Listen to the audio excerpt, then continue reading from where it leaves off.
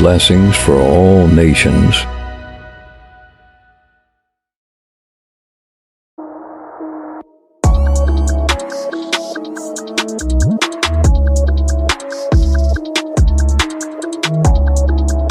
खुदावंद के मुक़द्दस कलाम में से आज अपनी नसीहत और तरबियत के लिए देखेंगे, लेकिन उससे पहले मैं एक बात कहना चाहता हूँ।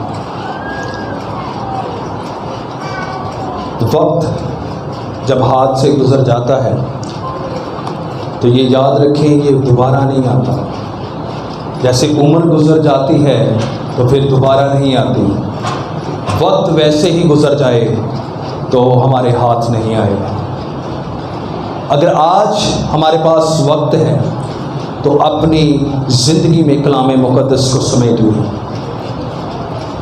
मैं तमाम उन लोगों से मुखातिब हूँ जो लोग खुदावंद को वो दर्जा नहीं देते, खुदावंद के मुक़द्दस कलाम को वो मकाम नहीं देते, खुदावंद की मुक़द्दस कलाम की वो अहमियत को नहीं जानते। जो लोग इस चीज़ में मुब्तला हैं कि मैं सब कुछ जानता हूँ और चर्च जाना ज़रूरी नहीं, बाइबल मुक़द्दस जो है उसको हाथ लगाना ज़रूरी नहीं, उसको पढ़ना ज़रूरी नहीं है, दुआ करनी ज़रूरी नहीं है, वो ये जान ले कि अगर वो बचना चाहते हैं, मैं ये दो टोक बात कर रहा हूँ, अगर वो बचना चाहते हैं तो अपने आप को खुदावंद यीशु मसीह के साए के नीचे ले आए, उस नाम के नीचे ले आए, उस नाम को जपना शुरू कर दें। वरना वक्त आता है जब अदालत कायम होगी, वो शख्स रद्द कर दिया जाएगा जो मसीह खुदावंद को खुदावंद नहीं मानता, जो उसके कलाम मुक़द्दस पर अमल नहीं करता। लिखा है कि जब तुम मेरे अहकामात पर अमल नहीं करते तो तुम मुझे क्यों खुदावंद खुदावंद कहते हो। अगर तुम मुझे बाप कहते हो, खुदावंद खुदा यहोवा खुदा ये कहता है, अगर तुम मुझे बाप कहते हो तो मेरी इज्जत कहाँ है, मेरी इज्जत कहाँ है।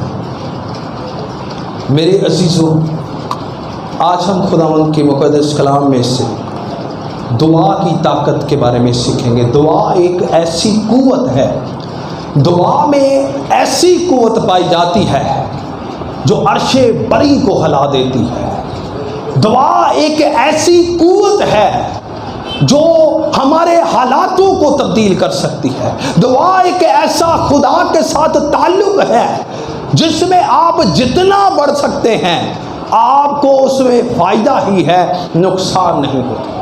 लेकिन इंसान जो है वो अपने ताल्लुकात जो है, अपने तमाम जो रिश्ते नाते जो हैं, अपने वास्ते और नाते जो हैं, दोस्त अहबाब जो बनाना चाहते हैं, उसमें वो हद से भी गुजर जाते हैं। वो यहाँ तक ताल्लुक को जाहिर करते हैं कि मैं ना तो तेरे बगैर रह सकता हूँ और ना मैं तू मेरे बगैर रह सकता है। लेकिन यहाँ तक हमारे मरासम बढ़ जाते हैं।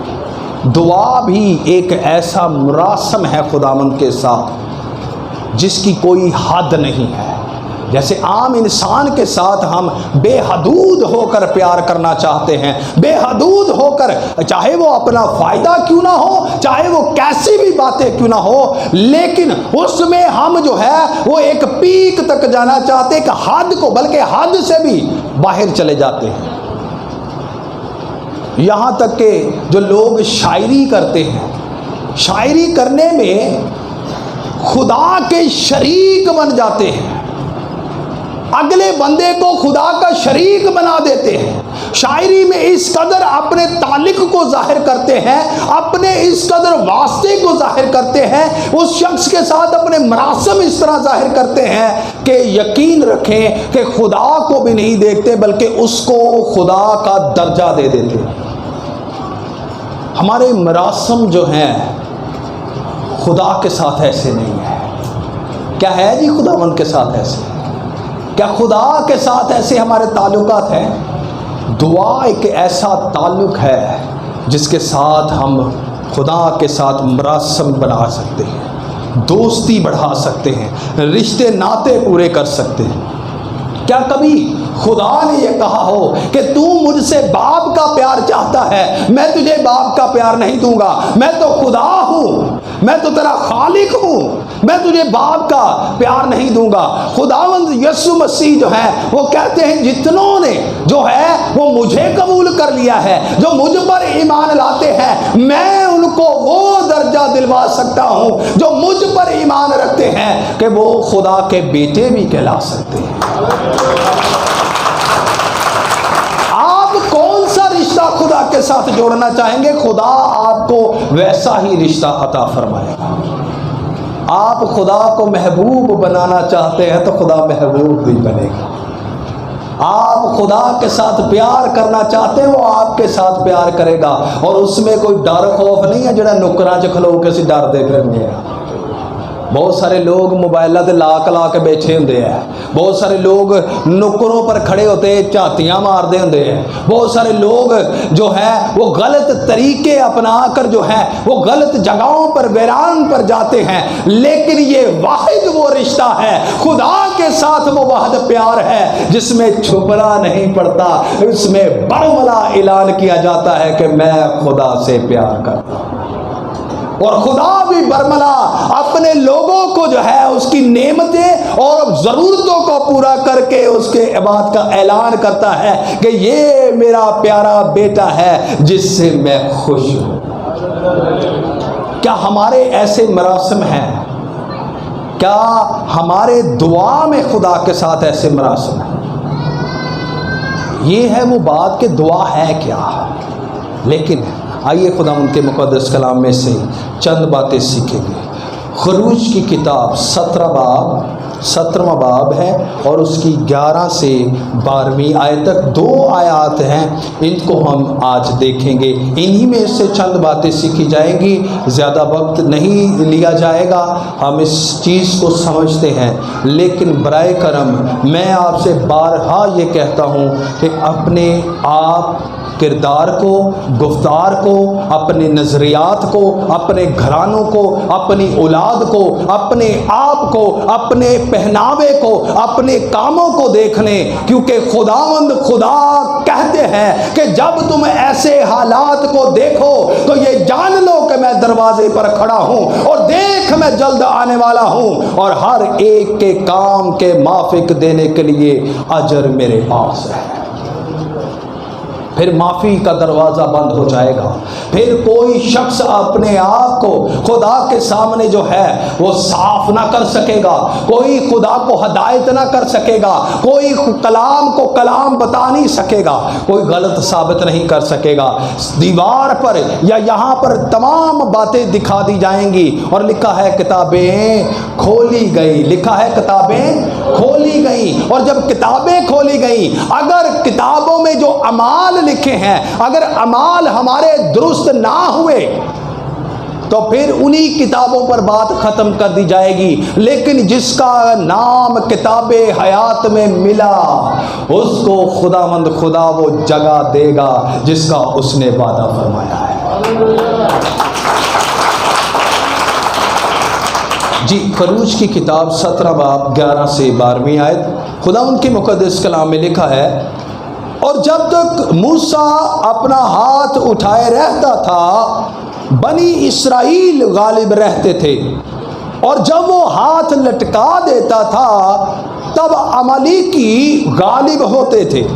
और जब मूसा के हाथ भर गए तो उन्होंने एक पत्थर लेकर मूसा के नीचे रख दिया और वो उस पर बैठ गया और हारून और होर एक इधर से उसके हाथों को संभाले रहे, यानी एक इधर से और एक उधर से, 2 खास है। तब उसके हाथ आफताब के गरूब होने तक मजबूती से उठे रहे, यशुआ ने अमालीक और उसके लोगों को तलवार की धार से शिकस्त दी। खुदावंद के मुकद्दस और पाक कलाम के पढ़े जाने और सुने जाने के वसीला से हम सब पर बरकत हो।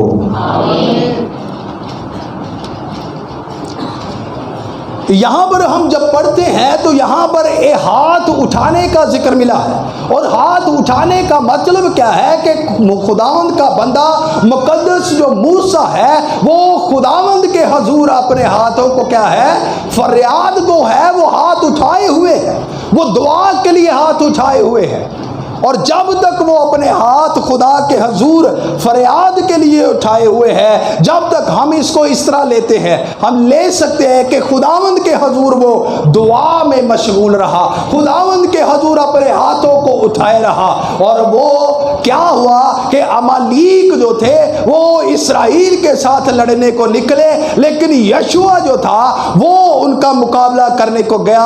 और याद रखिएगा, जब भी इस तरह का मुकाबला होता या जब भी इस तरह का मसला मसाइल होता था या कोई भी बात होती तो खुदावंद के लोग जो थे उनसे मशवरा किया जाता, और खुदावंद के लोगों से मशवरा करके फिर खुदा के हजूर जो है वो दुआ की जाती, ताकि वो ये बता सके कि आया इससे लड़ना चाहिए या नहीं लड़ना चाहिए। अब इस बात को हम अपने ऊपर लेंगे। वो कैसे? यहाँ पर जो बात लिखी है, मुकद्दस मूसा जो है वो अपने हाथों को क्या किए हुए हैं, दुआ में उठाए हुए हैं। आज हम कितने लोग हैं जो खुदावंद के हजूर दुआ किए हुए हैं? आज हम कितने लोग हैं जो खुदावंद के हजूर दुआ करते हैं? आज कितने लोग हैं जो दुआ में अपने रिश्ते को मजबूत किए हुए हैं? मेरे अजीज़ों, खुदावंद के मुकद्दस कलाम में लिखा है, जागो और दुआ करो ताकि आजमाइश में ना पड़ो। दुआ के बारे में हमने सीखा है कि दुआ है क्या है, दुआ है क्या। एक जो बहन थी, ये एक मिसाल है, मैं आपको मिसाल बताने लगा हूँ। एक बहन थी, एक दफ़ा एक औरत जो थी वो बोस्टन से न्यू ऑरलाइंस में, यानी न्यू ऑरलाइंस यानी ये एक जो अमेरिका का एक शहर है, वहाँ पर जो है वो स्टीम शिप में सफ़र कर रही थी। जब वो स्टीम शिप में सफ़र कर रही थी तो वो ये सोचती है कि इस शिप की जो है वो टिकट क्या है, बहुत महंगी है। टिकट क्या है, बहुत महंगी है, तो लिहाजा मैं खाने का अफोर्ड नहीं कर सकती, मैं वहाँ पर जाके खाना नहीं खा सकती। लिहाजा उसने अपने साथ कुछ चिप्स रखी या कुछ चीज़ रखी, वो इसी पर जो है जितने दिन उसने जो है वो सफ़र करना था उस लिहाज से उसने रख ली। अब उसने रखी तो ज़रूर, फ़र्ज़ करें 5 दिन का सफ़र था। उसने क्या किया कि 2 दिन 3 दिन उसमें गुजारा किया, आखिरकार उससे वो चीज़ें क्या हो गई, ख़त्म हो गई। और फिर उसने जाकर जब जसारत की खरीदने की, जसारत की खरीदने की कि मैं शिप में जाकर जो कुक है, जो यहाँ पर शिप का इंतज़ामिया है, मैं उससे कहूँ कि भाई ये पैसे ले लो, मुझे अब खाने की ज़रूरत है। तो जब उसने जाकर उसको पैसे देने चाहा और चाहा कि मैं खाना खरीदूं, तो उस भाई ने, उस वेटर ने, उस मैनेजर ने ये कहा कि मैं आपको बताना चाहता हूं कि जो आप पैसे दे रही हैं अपने पास रखें, आपने जो टिकट खरीदी है इसी में आपका खाना भी है। आप क्यों परेशान होती हैं? आपको ज़्यादा पैसे देने की, यानी पैसे देने की ज़रूरत नहीं है। आपके लिए इसी टिकट में, जो आपने टिकट खरीदी है, इसी में आपके लिए खाना है। मेरे अजीज़ों, आज कल हम इस चीज़ को समझ ही नहीं सके। खुदावंद खुदा हमें वो पैटर्न देता है, दुआ वो कहता है जिसमें तमाम चीज़ें मौजूद है। हमें और कुछ खरीदने और कुछ करने की ज़रूरत नहीं, हमें सिर्फ दुआ करने की ज़रूरत है। हमें सिर्फ दुआ करने की ज़रूरत है। दुआ एक मुकम्मल पैटर्न है। दुआ में इतनी ताकत मौजूद है। और दूसरी चीज़ है, कभी हमने ये सोचा हो कि हम किससे दुआ कर रहे हैं? कभी सोचा जी? सोचा? किसने सोचा? हाथ खड़ा करें। बहुत कम है। किससे दुआ करनी चाहिए? हुण सारे बोल रहे, हाथ थोड़े ने तो बोलने सारे दे रहे। देखिए, जब दुआ करनी है तो ये हिसाब करें कि हमारी सिमत किस तरफ है। जब हम दुआए रुबानी पढ़ते हैं तो हम सबसे पहले क्या करते हैं? ऐ हमारे बाप तू जो, हमारी सिमत जो है वो खुदा बाप की तरफ होनी चाहिए और किसी की तरफ सिमत नहीं होनी चाहिए। हमारी दुआ जो रसाई है, हमें हमारे जहन में ये होना चाहिए कि हम खुदा से कर रहे हैं। खुदा कुल कायनात का मालिक है, खालिक है, राज़िक है और सबसे बड़ी बात वो खुदा बाप है। हालेलुया। जो अपने बच्चों को, दुनिया में जितने भी लोग मौजूद हैं वो सारे उसके बेटे और बेटियां हैं, क्योंकि वो इस तरह उनको संभालता है। हम अक्सर ये कहते हैं वो हमारा क्या है? परवरदिगार है, प्रोवाइडर है, हमारे परवरिश करने वाला है। तो परवरिश कौन करता है? बाप परवरिश करता है। तो हम असल में ये बात समझने में कासिर हैं कि हम जिससे दुआ कर रहे हैं वो हमारा बाप है, वो हमें सब कुछ दे सकता है। सिर्फ यही वो वजह है जो आज तक हमारे घरों में प्रॉब्लम है, यही वो वजह है जो हमारी जिंदगियों में प्रॉब्लम है। हमारे ईमानों में कमी जब आ जाती है तो फिर हम जो है वो दुआ में की हुई चीज़ को हासिल नहीं कर सकते। मेरे अजीज़ों, मैं ये चाहता हूँ कि आज आपको ये बार बार करवाया जाए कि दुआ में इतनी कुव्वत है कि वो समंदरों को चीर सकती है। हालेलुया। मुकद्दस मूसा जो है, हम गीत गाते हैं ना, फौजा भावें घेर लैन ओदे ममसूआं नूं काठ विच ठोकण ओदे जंग जुआं नूं मदद जिन्हां लई कल दा यहोवा ओ जंग कदी। अब मुकद्दस मूसा जो है वो एक शोर पर खड़े हैं, वो बीच पर खड़े हैं, वो समंदर पर के किनारे खड़े हैं और पीछे क्या है? फराऊन है और आगे क्या है? समंदर है। और फिर खुदावंद के हजूर इसराइल लिखा है, फरियाद करती है, दुआ करती है और खुदावंद का बंदा मूसा ये कहता है, क्या कहता है जी? डरो मत, चुपचाप खड़े रहो और खुदा की निजात के काम देखो।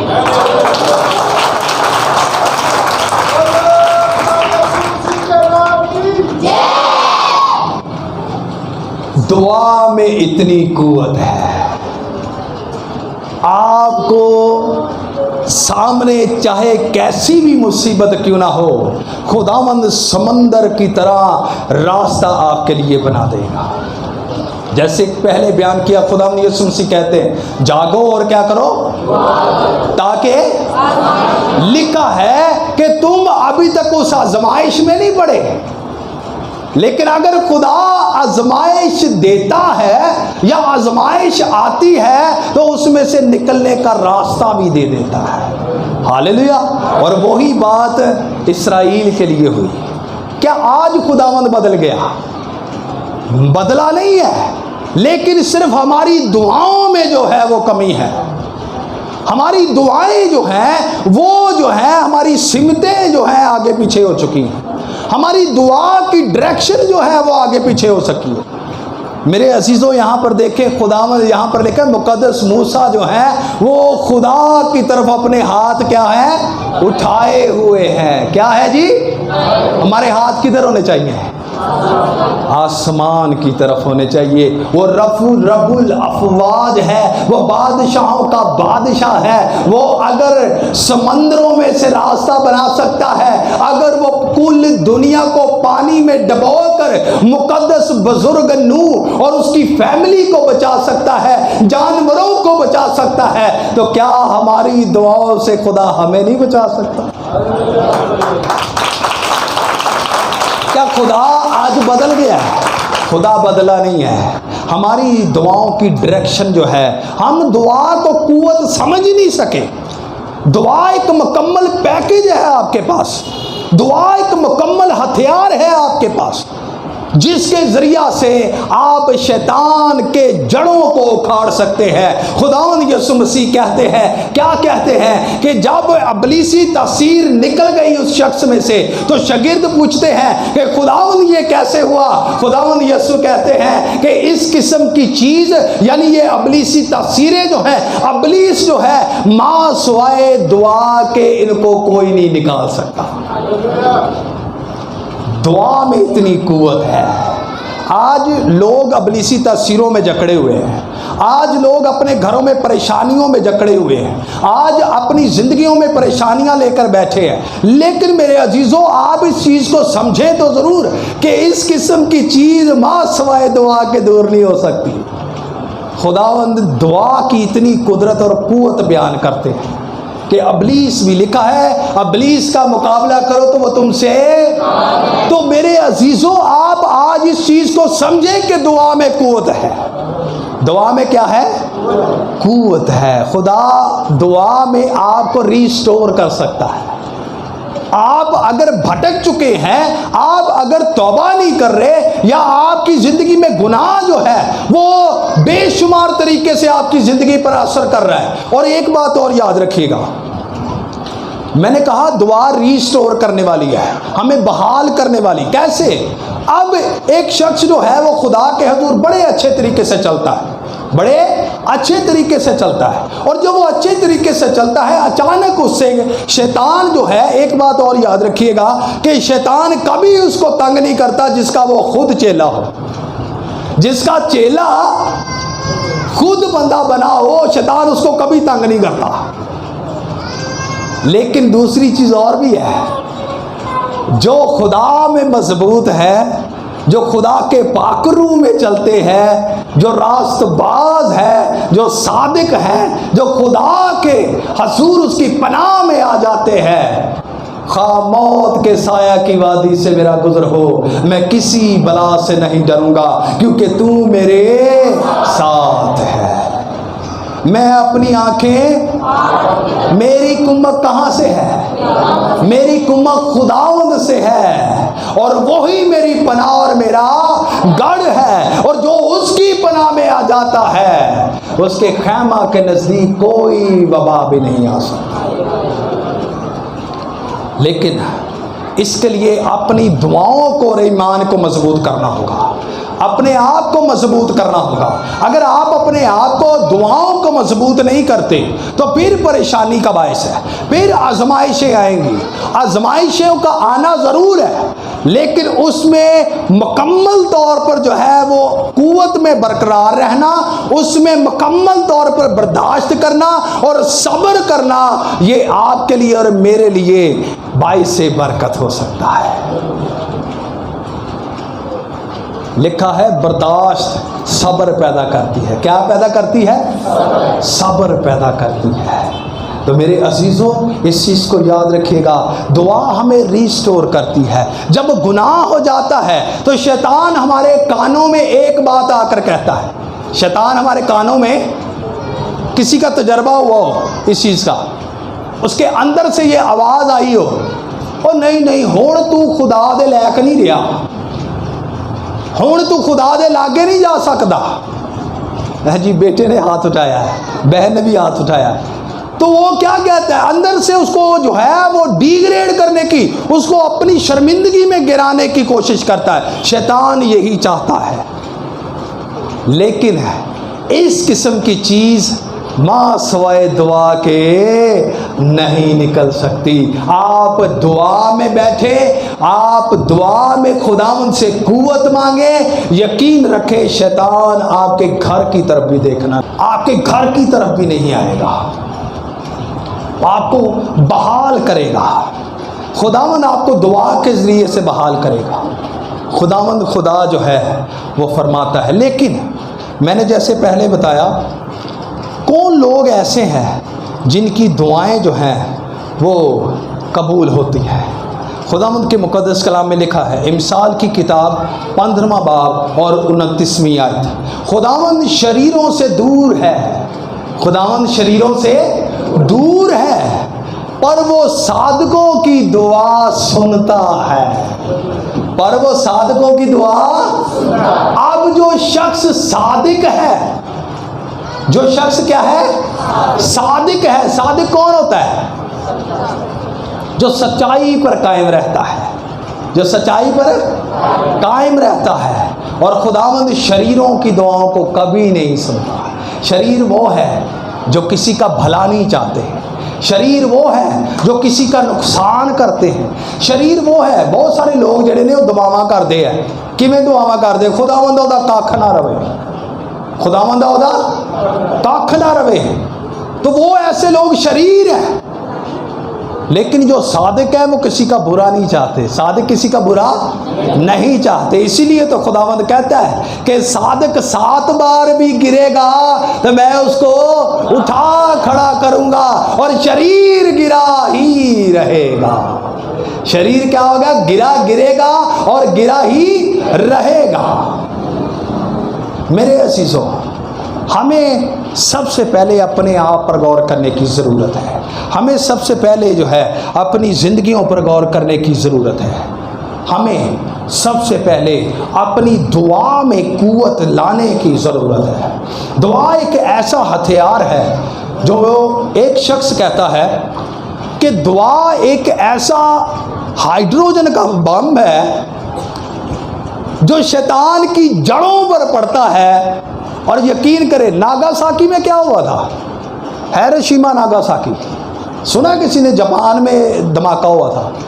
आज तक जो है वहाँ पर फसल नहीं हो सकी। इसी तरह ही जब हम दुआ में बैठकर दुआ पूरी कुव्वत से, पूरे ईमान के साथ हम जब दुआ करते हैं तो ये जान लें कि शैतान की ज़मीन बंजर हो जाती है, उसकी फसल दोबारा उग नहीं सकती, ਉਹਦੇ शतुंगड़े कभी अगे नहीं आ सकते, उसकी नस्ल कभी बढ़ नहीं सकती। और मैंने आपको बताया था, मैंने एक किताब पढ़ी थी, जहन्नम का इलाही मकाशवा, उसमें ये लिखा है कि जब बड़े डीमंस, बड़े जो है वो शैतान यानी बड़े अबलीसी तासीरें छोटी अबलीसी तासीरों को जो है वो भेजती हैं दुनिया पर कि जाकर उनको तंग करो, तो क्या है वो कहते ठीक है सबको तंग करो, लेकिन जो यस्सु के पैरोकार है, जो रास्तबाज है, जो ईमानदार है, उनके नज़दीक ना जाना, उनको तुम्हें निकालने का इख्तियार दिया गया है।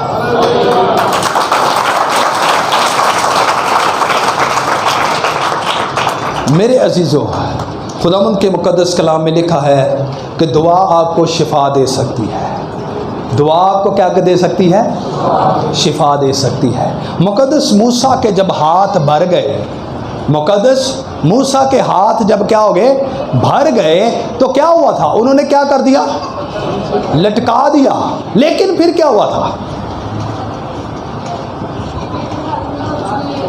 किसने? हारून और ने, यानी दो अशखास ने, दो ने उसके बाजुओं को क्या किया? और एक और काम किया था, बैठने के लिए कहां पर कहा गया? क्या हमारी वो पत्थर मजबूती को, जड़ को, बुनियाद को जाहिर करता है? क्या हमारी बुनियादें दुआ में जो है वो मजबूत है? क्या हमारी हिली हुई बुनियादों की बिना पर हम खुदा के सामने दुआ तो नहीं कर रहे? हमारी दुआएं इसीलिए बाल में बाला तक नहीं जाती, और लिखा है कि तुम मांगते हो तुम्हें नहीं मिलता क्योंकि तुम बुरी नीयत से मांगते हो। इसीलिए तुम्हारी जो है वो आलम बाला पर रसाई नहीं होती। हमें ज़रूरत है कि हम पत्थर की बुनियाद पर खड़े हों, उस पर बैठकर जो है खुदावंद के हुजूर दुआ करें। और एक और चीज़, जब हमारी बुनियाद मजबूत है, और बुनियाद हमारी किस पर होनी चाहिए? अक्लमंद और बेवकूफ़ की मिसाल है। अक्लमंद ने कहाँ पर घर बनाया था? चट्टान पर घर बनाया था, और बेवकूफ़ ने रेत पर। लेकिन जब वो नीचे से रेत चली जाती है तो वो क्या हो जाता है? मकान। लेकिन जो अक्लमंद है उसने बुनियाद किस पर रखी है? इसी तरह जब हमारी बुनियाद की दुआ की बुनियाद चट्टान पर होगी, उस पत्थर पर होगी, उस यस्सु अल मसीह पर होगी, तो फिर मेरे अजीज़ों हमें हर जंग जो है वो फतह के साथ मिलेगी, जैसे उनको फतह हुई। एक और चीज़ है, दोनों ने हाथ पकड़कर क्या किया? उसके क्या किया? खुदावंद के मुकद्दस कलाम में लिखा है, याकूब का ख़त 5वां बाब 16वीं आयत है, एक दूसरे के लिए दुआ किया करो ताकि शिफा पाओ। आज कितने लोग हैं जो एक दूसरे के लिए दुआ करते हैं? एक दूसरे के लिए करते हैं जी? अपने लिए तालियां बजाएंगे। आप अपने लिए, अपने इर्द गिर्द के लिए दुआ करते हैं, बहुत अच्छी बात है। कभी पादरी नहीं की थी? किन्ने घट ने हाथ वे लो। खुदावंद आपको बरकत दे। इस चीज़ को याद रखें कि लिखा है कि एक दूसरे के लिए क्या किया करो, ताकि तुम क्या करो। लेकिन दुआ किदी कबूल होएगी? सादक की याद जो है, दुआ उसकी कबूल होगी। हमें सबसे पहले अपने आप को बेहतर करने की ज़रूरत। मैंने पहले बताया, हमारी दुआ की बुनियाद चट्टान पर होनी चाहिए, और फिर एक दूसरे की मदद किया करें, एक दूसरे से मोहब्बत रखा करें। अगर मोहब्बत ना होती तो मुकद्दस हारून क्या कहते और होर क्या कहते? ठीक है, लटके तो टल कह रहे मैं अभी बड़ा नहीं। लेकिन उन्होंने क्या किया है? उन्होंने इस्राइल की खातिर भी, यशुआ की खातिर भी, और मुकद्दस मूसा की खातिर भी, और अपने लिए भी, और सब ने एक दूसरे की मदद के लिए उन्होंने वहाँ पर फरियाद के लिए उसके हाथ उठाए। मेरे अजीज़ों, दुआ एक ऐसी कुव्वत है जो एक दूसरे को रिस्टोर भी कर सकती है। हालेलुया। और एक और चीज़, दुआ में जो कमज़ोर घुटने हैं, जब वो झुकते हैं तो जोर आवर होकर उठते हैं। कमज़ोर घुटने क्या है जी? कमज़ोर घुटने। जब कमज़ोर घुटने, मैं कमज़ोर घुटनों की बात कर रहा हूँ, रूहानी तौर पर, जिस्मानी तौर पर नहीं। जिहड़े कमज़ोर जिस्मानी तौर पर होंदे वो तो डैम ही टेकते फिरते हैं, वो एवं डिगते फिरते। जो कमज़ोर घुटने जिस्मानी तौर पर होंगे वो एवं डिगते हैं। लेकिन रूहानी तौर पर कमज़ोर, अपने आप को आजी इनकसारी में कमज़ोर। ये नहीं कि फ़ख्र दे विच दुआ जी बहना है, मगरूरियत में दुआ में बैठना है, या किसी के लिए बेड़ागर करने के लिए दुआ में बैठना है। नहीं, खुदा कभी ऐसे लोगों की दुआ नहीं सुनेगा। शरीरों से खुदा क्या है? दूर है। क्या है जी? दूर है। तो मतलब की है, भावें दूर है ना, तो फिर दुआ को नहीं जे पहुंचनी। लेकिन जब हम सादिक बनकर खुदा के माल के मुताबिक जो काम करके अपने आप को आजिज़ी इनकसारी में, कमज़ोर घुटनों में अपने आप को, एक और चीज़ मानना है कि हम कमज़ोर हैं, मानना है कि असी कमज़ोर हाँ। अगर आप मानते नहीं हैं तो फिर खुदा नूं ये दसन की कोशिश ना करो, खुदावंदा कर दे जे करना ही, तो न ना सही कर दे जे करना ही, तेरी मर्जी, तू वड्डा, अपनी आकड़ उथे दी उथे ही है। नहीं, ऐसा नहीं है। अपने घुटनों को कमज़ोर करें तो फिर वो तवाना होकर सामने आएंगे। खुदावंद ना तवानाओं को तवाना करता है। हालेलुया। खुदावंद यस्सु अल मसीह 2200 साल पहले, इससे भी ज़्यादा 2300 साल पहले खुदावंद यीशु मसीह इस दुनिया में मौजूद थे। और जब वो गतसमनी में गए तो वहाँ पर क्या हालत थी? जान कुनी की हालत थी। इस कदर वो जिस्मानी तौर पर भी थे, लेकिन रूहानी तौर पर भी इनको जो है वो कमजोरी महसूस हो रही थी। इसीलिए फरिश्ता जो वहां पर उनको तकवीयत देने में लिए मसरूफ था, उन्होंने वहां पर क्या किया है, कमजोर घुटनों में झुके जरूर है, लेकिन ताकत से ताकतवर होकर वो उठे। और इस कदर उनकी ताकत बड़ी है, इस कदर उनकी ताकत बड़ी है कि वो सलीब, बल्कि सलीबी मौत उन्होंने बर्दाश्त की है। आप भी अगर कमज़ोर अपने आप को करके खुदा के हजूर अपने आप को खाली करके दुआ करेंगे तो खुदावंद आपके घुटनों को तवाना करेगा, आपको मजबूती बख्शेगा, आप उस मुश्किल का सामना अच्छे से कर सकेंगे, आप शैतान का सामना अच्छे से कर सकेंगे, आप बुरे हालात का सामना अच्छे से कर सकेंगे, आप जोर और कुव्वत से मामूर होते चले जाएंगे, बशर्ते कि आप अपने आप को बेहतर करें और खुदा के हजूर झुका कर दुआ करें। आखिरी चंद बातें। मुकद्दस एलिया, मुकद्दस एलिया वहां पर आयत बहुत खूबसूरत लिखी है। मुकद्दस एलिया के सामने एक इम्तिहान मौजूद है, और वो क्या इम्तिहान है कि बाल के पुजारी जो हैं उसको चैलेंज कर देते हैं। किसको? असल में एलिया को चैलेंज नहीं था, वो खुदावंद खुदा को चैलेंज था। किसको चैलेंज था? खुदावंद खुदा को चैलेंज था। और जब वो बाल के पुजारी खुदावंद खुदा को चैलेंज करते हैं और कहते हैं कि तेरा खुदा जो है वो सच्चा नहीं है, जो बाल खुदा है, जो बुत खुदा है, बाल ये सच्चा है।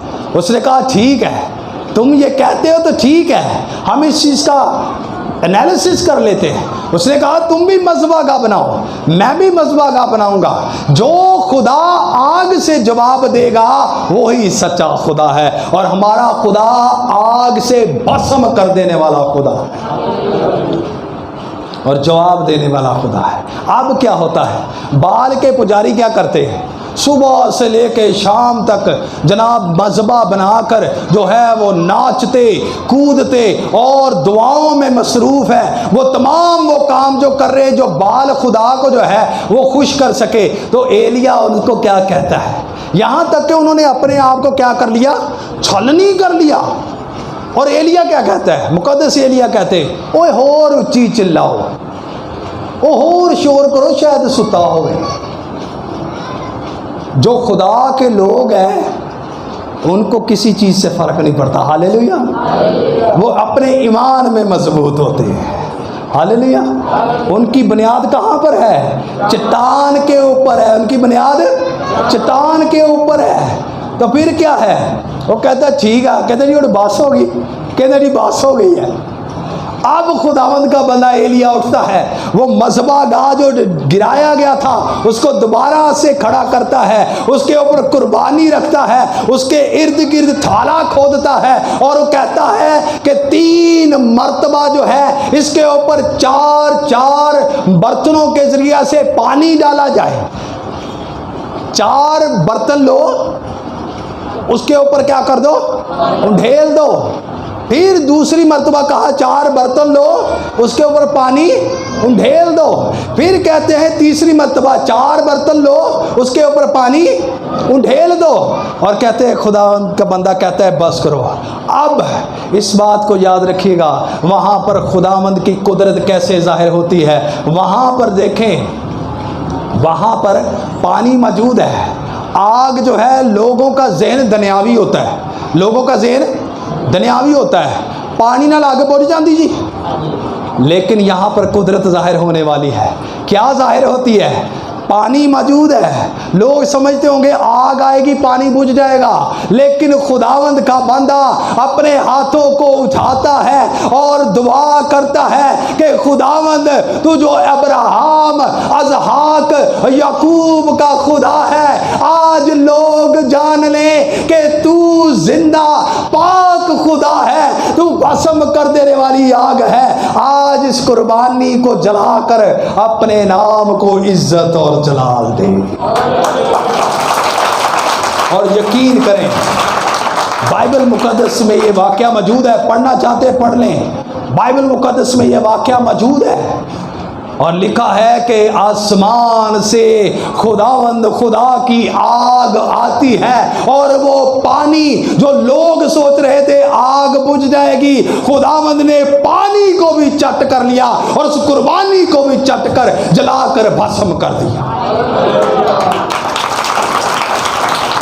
मेरे अजीजों, दुआ में तो ऐसी कुदरत है, दुआ में ऐसी कुदरत है, कुव्वत है। तो फिर हमारी दुआओं को क्या हुआ है? क्यों? क्योंकि हम अभी उस मेयार तक नहीं पहुंच सके। अपनी दुआ को पहचाने, दुआ को पहचाने कि दुआ एक कुव्वत है, दुआ में मजबूत हो। दुआ की इतनी अहमियत है, लिखा है जब आखिरी वक्त में देखो तो जमा होने से क्या करो, बाज ना हो, जागो और दुआ करो, ताकि हमें तो खुदावंद यीशु मसीह दुआ करने के लिए कहते हैं। जब आखिरी वक्त है तो हमें ज़्यादा से ज़्यादा दुआ करने की ज़रूरत है। ज़्यादा तो ज़्यादा फ़ोन चलाने की ज़रूरत नहीं, ज़्यादा तो ज़्यादा फिल्मां वेखण की ज़रूरत नहीं, ज़्यादा तो ज़्यादा सानू खुदा तो दूर रहने की ज़रूरत नहीं है। जो लोग, मैं फिर बता रहा हूँ, जो लोग खुदा से दूर रहकर ज़िंदगी बसर कर रहे हैं, खुदा उनके कलाम में लिखा है, मैंने पहले बताया था, कलाम मुकद्दस में है कि जो गुनाहगार 100 साल का हो जाता है, तौबा नहीं करता, खुदा के कलाम पर अमल नहीं करता, वो मलाऊन हो जाता है। वो क्या हो जाता है जी? तो मेरे अजीज़ों, खुदावंद खुदा जो कह देते हैं, इंसान की क्या मजाल है उसके सामने बोले। इसलिए दुआ में मशगूल हो जाए, दुआ में आगे बढ़े। दुआ हमारे पास हथियार है जो शैतान के बंधनों को भी तोड़ सकती है। मेरे अजीज़ों, मैं आज आपको इनकरेज करना चाहता हूँ, जो लोग पहले से दुआ नहीं करते थे, जो लोग पहले से बाइबल मुकद्दस नहीं पढ़ते थे, जो लोग इस चीज़ को समझे नहीं थे कि दुआ में कुव्वत है, दुआ एक ऐसी कुव्वत है और हथियार है। जब हम रूहानी हथियारों को पढ़ के देखें, हमने पिछले दिनों सीखा था कि रूहानी हथियार क्या है। रूहानी हथियारों में एक दुआ भी हथियार है। दुआ को कायम करें, खुदावंद अर्शे बरी से सुनकर। लिखा है कि खुदावंद के कान गुनाहगारों की दुआओं पर और खुदावंद की आंखें सादकों की राहों पर लगी हैं। और लिखा है जब यतीमों और बेवाओं की दुआएं, दाद रसी जो दुआएं हैं, जो दुख तकलीफ जिससे वो फरियाद करते मेरे कानों तक पहुँच गई, तो मैं दुनिया हिला कर रख दूंगा। लेकिन खुदा तहम्मुल किए हुए है, खुदा अदालत के दिन तक तहम्मुल किए हुए हैं। लिखा है हर एक नकम्मी बात जो तुम करोगे उसका हिसाब देना होगा। तो मेरे अजीज़ों, अपनी ज़िंदगी को दुआया ज़िंदगी बनाएं, अपनी ज़िंदगी को खुदा मसीह के साथ जोड़ दें। ज़रूर है कि खुदावंद आपकी दुआओं को सुनता और उसका जवाब देता है। मांगो तो तुमको दिया जाएगा। लिखा है एलिया हमारा हम तबीयत, उसने बड़े जोर से दुआ की और आसमान 3.5 साल क्या हो गया, बंद हो गया। और तब तक जो है वो बंद रहा जब तक तेरे बंदा एलिया ने जो है वो फरियाद दोबारा न की। क्या खुदा बदल गया या दुआ बदल गई? नहीं, हम बदले हैं, इंसान बदला है, दुआ और खुदा नहीं बदला। दुआ में कुव्वत वैसी की वैसी है, लेकिन इस दुआ में अगर हम मजबूत नहीं, इस दुआ में इस कुव्वत को समझे नहीं, खुदा से दुआ ना की, अगर हम चट्टान पर अपनी बुनियाद ना रखेंगे, तो फिर हमारी दुआएं आलम बाला तक ना पहुंच सकेंगी। हमें ज़रूरत है कि आखिरी वक्त में दुआओं को कायम करें, कलाम मुकद्दस को कायम करें। अपने घरों में जो बेटियां हैं वो बाप के लिए, बच्चे अपने लिए, अपने घराने के लिए, माँ बाप के लिए, माँ बाप बच्चों को लेकर बैठे, एक दूसरे के लिए दुआ करें, माशरे के लिए दुआ करें। लिखा है कि रास्तबाज की दुआ से शहर सरफराजी पाता है, लेकिन रास्तबाज की दुआ से। तो मेरे अजीज़ों, दुआ में बहुत कुव्वत है, हमें उस कुव्वत को समझने की ज़रूरत है। खुदावंद इस मुक़द्दस कलाम के वसीले से हम सबको बरकत दे। आमीन।